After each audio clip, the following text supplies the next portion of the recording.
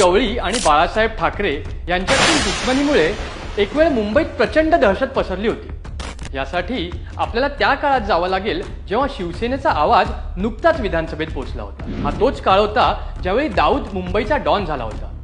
त्यावेळी दाऊदची पंगा घेण्याची कोणाचीच हिंमत नव्हती, मात्र अरुण गवळी त्याला बिंदास भिडत होता आणि म्हणूनच अरुण गवळी त्यावेळी दाऊदचा एकमेव शत्रू होता। गँगवॉरमध्ये इब्राहिम पारकरचा गवळीने गेम केला। झालं, इकडे दाऊद रागाने पेटला।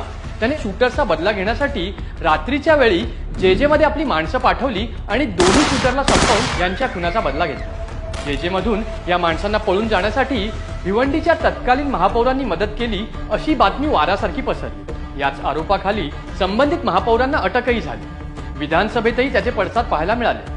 या घटनेमुळे दाऊदला काँग्रेसचा पाठिंबा असल्याचं चित्र निर्माण झालं आणि मग विरोधकांनी, त्यातही खास करून बाळासाहेब ठाकरेंनी काँग्रेस दाऊदला पोचतोय असे आरोप केले। पुढे 1993 साली मुंबई बॉम्बस्फोटानंतर दाऊदचा खरा चेहरा समोर आला। त्यानंतर शिवसेना चिडली आणि काँग्रेसनेच दाऊदला पाठीशी घातलं असा प्रचार सुरू केला। आता याच पार्श्वभूमीवर विधानसभा निवडणुकीच्या प्रचार सभेत बाळासाहेबांनी हे वक्तव्य केलं होतं, दाऊद तुमचा तर गवळी आमचा। त्यानंतर अरुण गवळीचा गोड गैरसमज झाला। आपण हिंदू आहोत म्हणून बाळासाहेबांचा आपला पाठिंबा आहे असंच त्यांना वाटू लागलं। पण युती सरकार आलं आणि गवळीचा हा गैरसमजही मुंबईच्या पाण्यात वाहून गेला। मुंबईतील गँगवॉर रोखण्यासाठी तत्कालीन गृहमंत्री गोपीनाथ मुंडे यांनी एन्काउंटर स्कीम चालू केली। प्रत्येक गँगमधून 10 गुंडांची यादी केली गेली आणि त्यानंतर त्यांचे रितसर एन्काउंटर करण्यात आले। अर्थात यात गवळी गँगचाही समावेश होता। या स्कीममुळे युतीचं सरकार म्हणजेच आपलं सरकार हा अरुण गवळीच्या भ्रमाचा भोपळा फुटला। कोणतीही गय न करता गवळी गँगच्या गुंडांनाही मारण्यात आलं। या प्रकरणानंतर गवळी चांगलाच भडकला। या सगळ्यामागे बाळासाहेबांचे मानसपुत्र जयंत जाधव हेच मास्टरमाइंड होते असं म्हटलं जातं। जाधवांचा शब्द अंतिम मानला जायचा।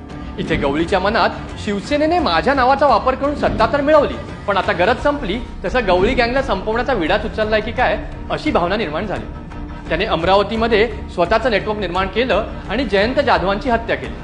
मात्र या हत्येचा साक्षीदार फिरल्यामुळे अरुण गवळीची या केसमधून सुटकाही झाली। गवळी तुरुंगाबाहेर सुटू नये म्हणून शिवसेनेच्या खासदारांनी पोलीस चौकीसमोर उपोषणं, आंदोलनं देखील केली होती, पण त्याचा काही परिणाम झाला नाही। उलट आता दगडी चाळीला हे सरकार आपलं नाही त्याची खात्री पटली होती आणि मग बाळासाहेब आणि गवळी यांच्यात कधीही न झालेली मैत्री सुटली आणि शत्रुत्व निर्माण झालं।